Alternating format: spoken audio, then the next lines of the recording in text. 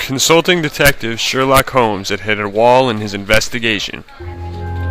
It was a classic case, a murder in an apartment building.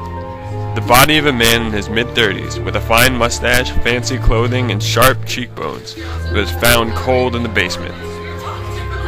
The police were puzzled, and when the police are puzzled, there is only one person they can call for help. After looking for a few hours, though, Sherlock too was stumped. There were no fingerprints, there were no DNA samples, there were no unlocked windows, footprints, or mysterious letters. Disconcerted, Sherlock was about to leave, when suddenly he noticed a mysterious equation written on the wall in blood. Unfortunately, it had been some years since Detective Holmes had taken AP/BC Calculus with Miss Oakes, and he just could not remember the meaning of the equation. The detective turned his head this way and that way, but he just couldn't remember what it was. Fortunately, a student from BC Calculus walked in at just that moment to retrieve a forgotten water bottle. It's a Newton's Law of Cooling problem. You have to remember to separate and integrate. Separate the equation so all the terms with t are on one side, then integrate it.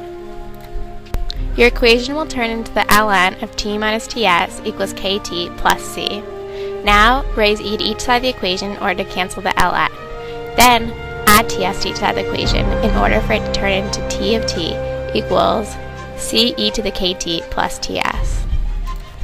Plug in data you collected to solve for c and k, and then plug in 98.6 degrees Fahrenheit as the temperature of the body and solve for what time the body was its temperature.